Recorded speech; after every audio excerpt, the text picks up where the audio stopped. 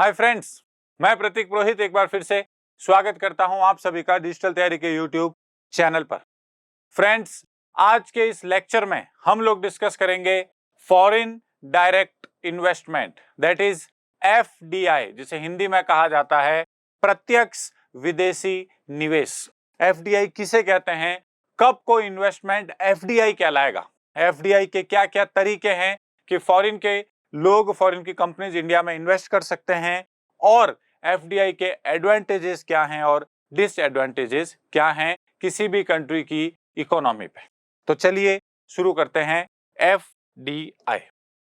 तो देखें, एफडीआई और foreign direct investment means investment through capital instruments by a person resident outside India. हम India के context में बात कर रहे हैं, तो ऐसा कोई भी इंसान या कोई भी कंपनी जो इंडिया के बाहर बेस्ड हो, यानी कि फॉरेन की हो, वो अगर इंडिया में इन्वेस्ट करे तो वो एफडीआई कहलाएगा। अगर they invest in an unlisted Indian company, किसी अनलिस्टेड इंडियन कंपनी में इन्वेस्ट करें, अनलिस्टेड यानी कि जो शेयर मार्केट पे लिस्टेड नहीं हो, या फिर in 10% or more of the post issue paid up equity capital on a fully diluted basis on a listed Indian company। इसे अगर इजी लैंग्वेज में समझें तो कोई भी लिस्टेड इंडियन कंपनी अगर हो, यानी कि जो एनएसई बीएसई जो स्टॉक एक्सचेंज हैं दो अलग अलग टाइप्स के, उनके ऊपर अगर कोई कंपनी लिस्टेड है, उनमें अगर कोई फॉरेन कंपनी इन्वेस्ट कर रही है, कोई इंसान इन्वेस्ट कर रहा है, तो वो इन्वेस्टमेंट एटलीस्ट कितना होना चाहिए, 10% या उससे ज्यादा होना चाहिए। अनलिस्टेड पे कर रहे हो तो कितना भी हो सकता है, अगर लिस्टेड पे कर रहे हो तो 10% या उससे ज्यादा का होना चाहिए, तो ही उस इन्वेस्टमेंट को एफडीआई यानी कि फॉरेन डायरेक्ट इन्वेस्टमेंट कहा जाएगा। अब which are the entities which can invite FDI in India. बाहर से किसी इंसान को या किसी कंपनी को अपने देश में इन्वेस्ट करने के लिए, निवेश करने के लिए कौन कौन लोग आमंत्रित कर सकते हैं या इन्वाइट कर सकते हैं। तो कोई इंडियन कंपनी हो, वो बाहर से किसी को भी बोल सकती है आप आके हमारी कंपनी में इन्वेस्ट करिए, पैसा लगाइए। कोई पार्टनरशिप फर्म हो, 2-3-4 लोगों की मिलके, कोई प्रोप्राइटरी कंसर्न हो, कोई ट्रस्ट हो, लिमिटेड लायबिलिटी पार्टनरशिप्स हो, इन्वेस्टमेंट व्हीकल हो, यहां तक कि स्टार्टअप कंपनीज को भी अलाउड है कि वो बाहर से किसी भी दूसरी कंपनी या किसी भी इंसान को ये बोल सकती है कि आप आइए और हमारी कंपनी में पैसा लगाइए, हमारी कंपनी में इन्वेस्ट करिए।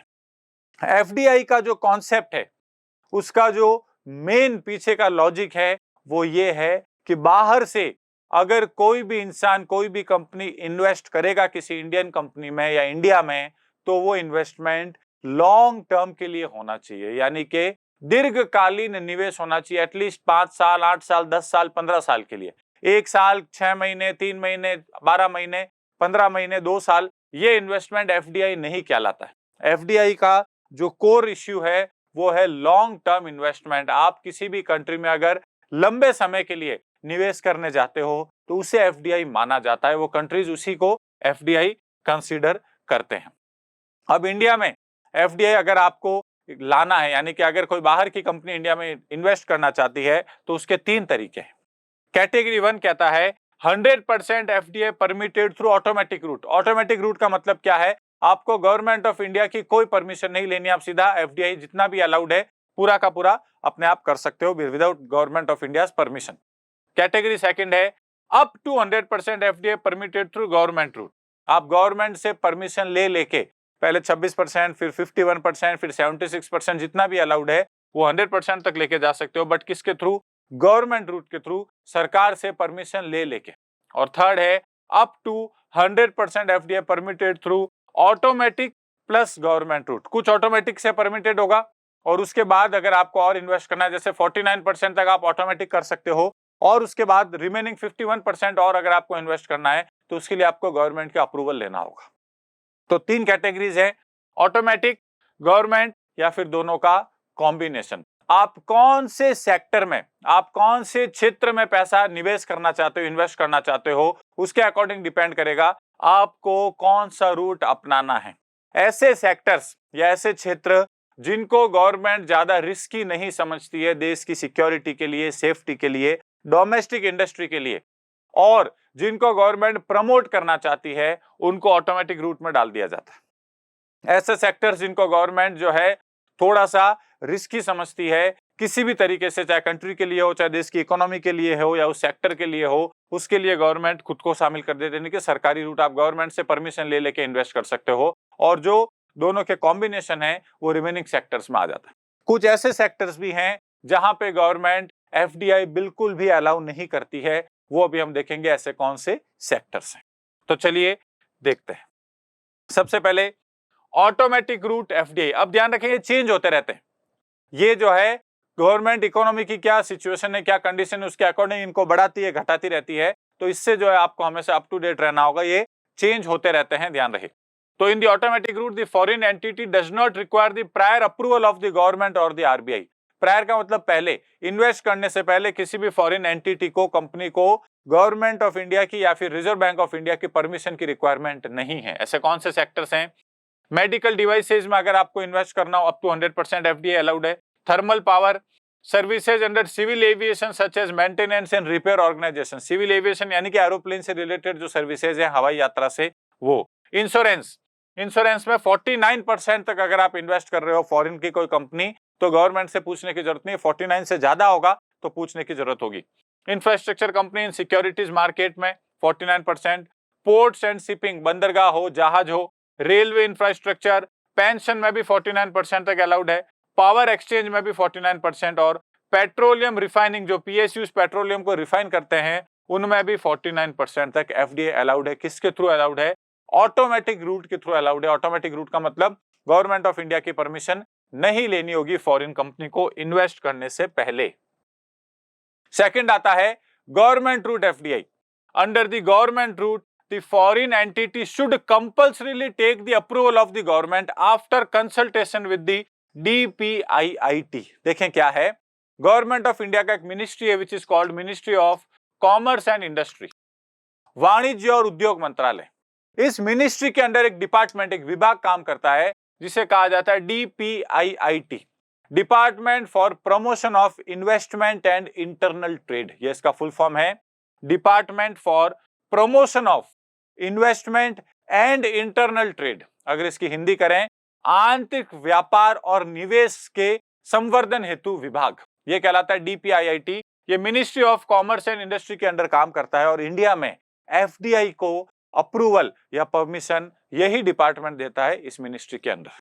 तो ये क्या कहते हैं, गवर्नमेंट रूट वाला। अगर आप गवर्नमेंट रूट वाले सेक्टर्स में एफडीआई लेके आना चाहते हो तो कंपल्सरी है, जरूरी है कि आपको पहले ही गवर्नमेंट ऑफ इंडिया का परमिशन लेना होगा, अप्रूवल लेना होगा। और गवर्नमेंट किसके साथ अप्रूवल करके आपको, या किसके साथ कंसल्ट करके अप्रूवल देगी? DPIIT के साथ। ऐसे कौन से हैं तो देखें, ब्रॉडकास्टिंग कंटेंट सर्विसेज, जैसे नेटफ्लिक्स हो गया, अमेजन प्राइम वगैरह हो गए, इनको 49% ही अलाउड है एफडीआई, और वो 49% भी गवर्नमेंट की परमिशन के बाद ही अलाउड है। 49% से ज्यादा उनमें एफडीआई हो भी नहीं सकता है।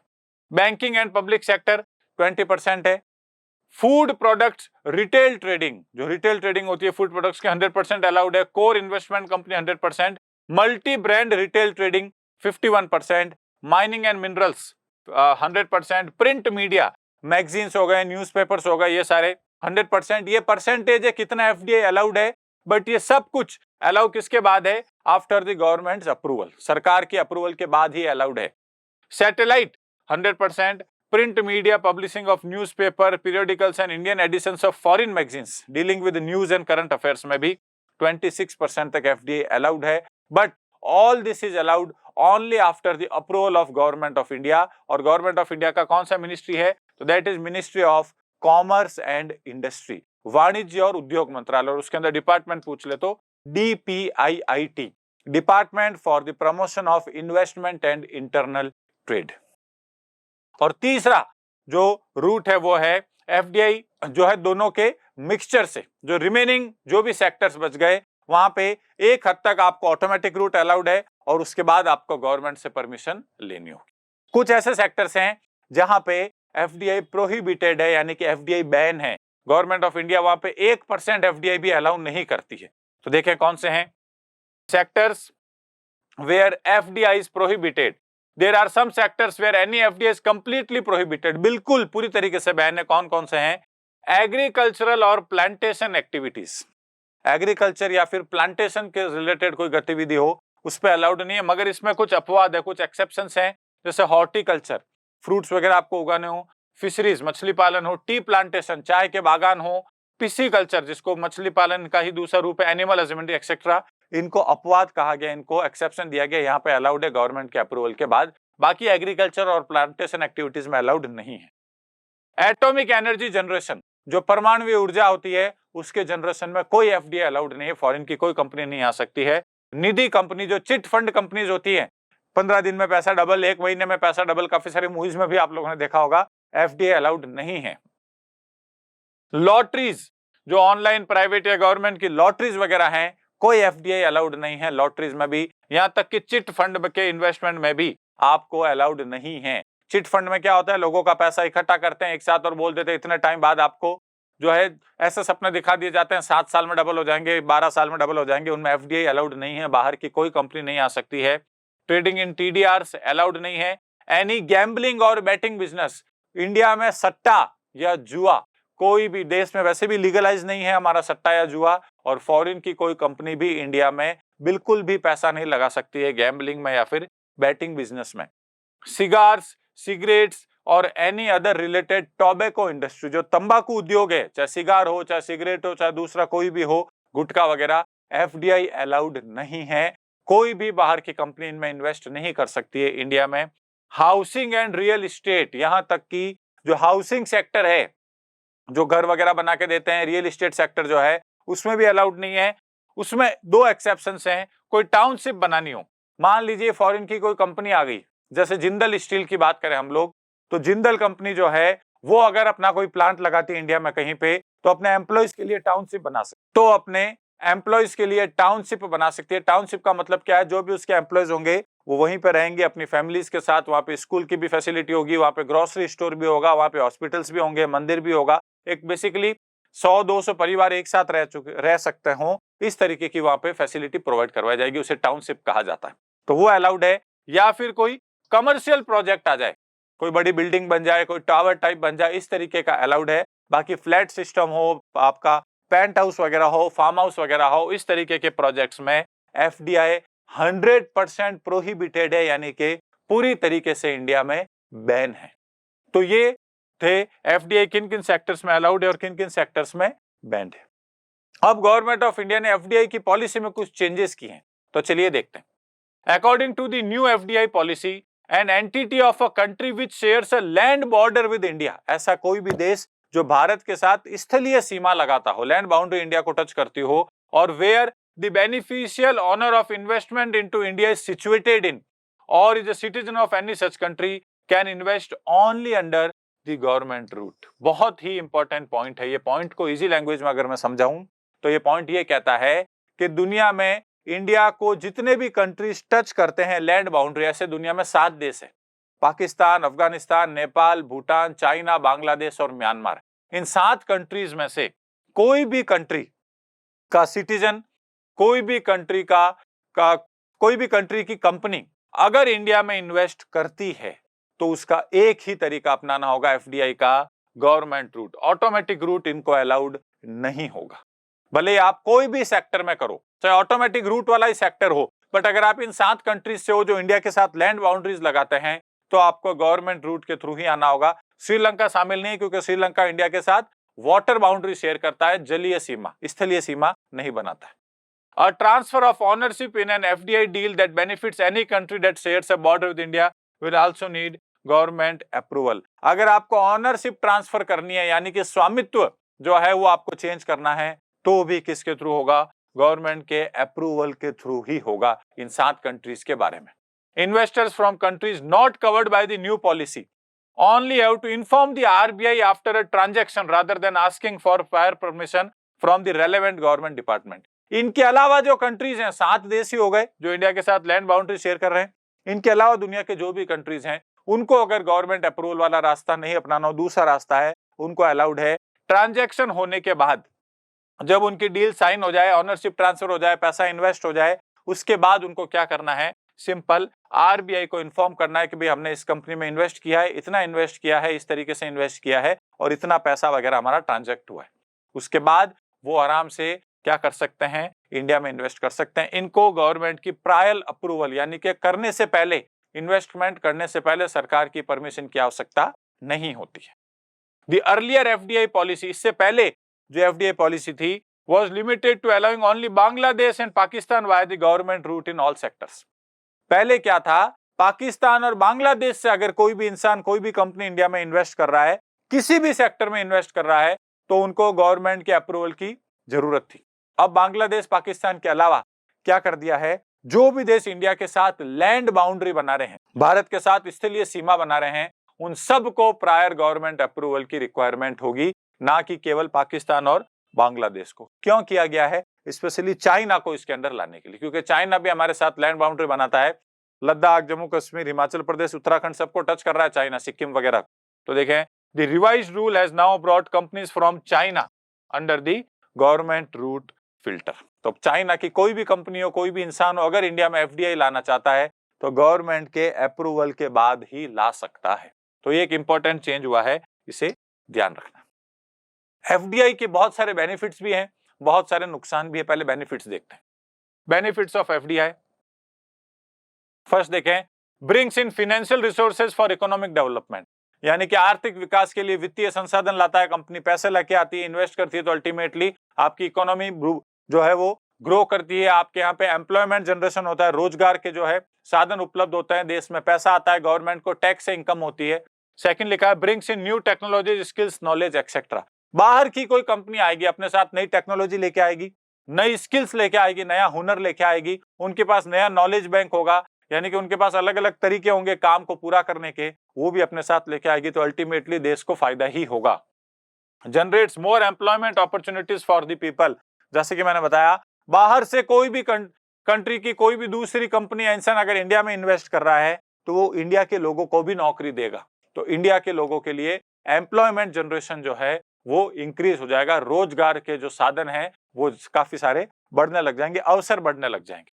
Brings in more competitive business environment in the country, देश में बिजनेस में जो कंपटीशन है वो इंक्रीज होगा। तो जो बाकी की कंपनीज हैं जो इंडिया में काम कर रही है, वो भी अपने प्रोडक्ट को, अपनी सर्विसेज को इंप्रूव करने की, एफिशिएंट बनाने की कोशिश करेंगी, सो दैट वो जो बाहर की कंपनी आई है उसके साथ कॉम्पीट कर सकें। तो कंपटीशन कभी भी अगर किसी इंडस्ट्री में होता है, एक हेल्दी कंपटीशन, तो उसका डायरेक्ट बेनिफिट किसको होता है, कंज्यूमर्स को, उपभोक्ता को। तो जो कंज्यूमर्स हैं, जो उपभोक्ता हैं, उनको फायदा होगा, उनको सर्विसेज की क्वालिटी अच्छी मिलेगी, सर्विसेज एफिशिएंटली मिलेगी, टाइम पे काम होगा, सही तरीके से काम होगा, ये सारी चीजें।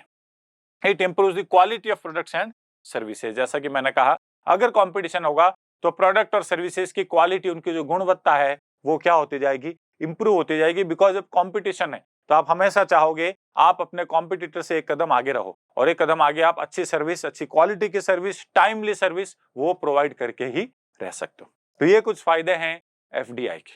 कुछ एफडीआई के नुकसान भी हैं, आइए देखते हैं। डिसएडवांटेजेस ऑफ एफडीआई, पहला, it can affect domestic investment and domestic companies adversely.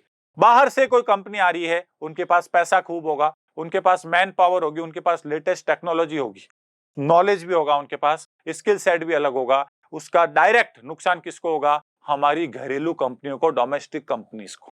हमारी डोमेस्टिक कंपनीज जिनके पास उतना कैपिटल नहीं है, उतना पूंजी या उतना पैसा नहीं है जितना विदेशी किसी कंपनी के पास है, तो सीधी सी बात है, धीरे धीरे फॉरेन कंपनी हमारे डोमेस्टिक कंपनीज के मार्केट को क्या कर लेगी, कैप्चर कर लेगी, और देश की घरेलू कंपनियां पीछे रह जाएगी और उनका बिजनेस हो सकता है ठप हो जाए। तो सबसे बड़ा नुकसान तो यही है।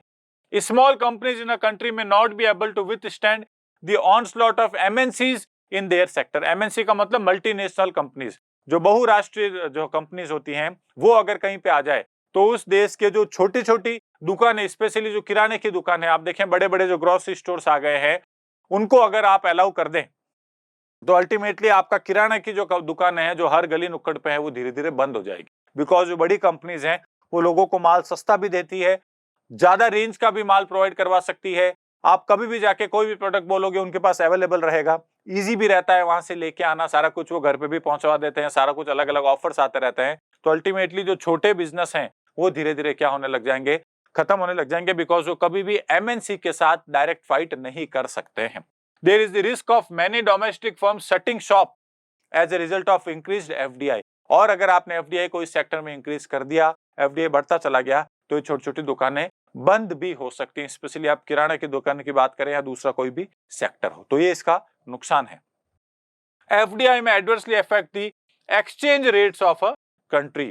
एक्सचेंज रेट का मतलब होता है विनिमय दर। जैसे $1 75 रुपीज के बराबर है, तो ये डॉलर और रुपये की आपस में एक्सचेंज रेट है। अगर आपको $1 के बदले रुपए लेने तो 75 रुपए मिलेंगे, और आपको रुपए के बदले डॉलर लेना है तो आप 75 रुपीज दोगे तो $1 मिलेगा। एफडी अगर किसी कंट्री में बढ़ने लग जाए तो कहीं ना कहीं उसकी एक्सचेंज रेट भी इफेक्ट होगी, कहीं ना कहीं उस देश की जो करेंसी है उसका डिवैल्यूएशन होगा, यानी कि डेप्रिसिएशन होगा, वो नीचे गिरेगी, वो सस्ती होगी। $1.75 है, आगे जाके हो सकता है 80 रुपए के बराबर हो जाए। तो गवर्नमेंट को और स्पेशली सेंट्रल बैंक को इस चीज को मेंटेन करके रखना पड़ता है। तो ये सारी कुछ डिसएडवांटेजेस हैं एफडीआई के। ये कॉन्सेप्ट था एफडीआई यानी कि फॉरेन डायरेक्ट इन्वेस्टमेंट का। क्या होता है एफडीआई, किसे कहते हैं एफडीआई, बेनिफिट्स उसके, डिसएडवांटेजेस, इंडिया में एफडीआई के कितने रूट्स हैं, कौन से सेक्टर्स है जहां पे एफडीआई अलाउड नहीं है, और बाकी के सेक्टर्स में आप किस रूट के थ्रू कितना एफडीआई कितने % तक इन्वेस्ट कर सकते हो। एफडीआई के सेंटर में जो कॉन्सेप्ट है उसे जरूर ध्यान रखा जाए। एफडीआई ऐसे इन्वेस्टमेंट को कहा जाएगा जो लॉन्ग टर्म के लिए हो, दीर्घकालीन जो निवेश हो, 10 साल 20 साल 30 साल इस तरीके के लिए अगर कोई कंपनी को इंसान आपके देश में निवेश करता है तो उसे एफडीआई माना जाता है। धन्यवाद, थैंक यू सभी का। Please like, share, subscribe digital तैयारी।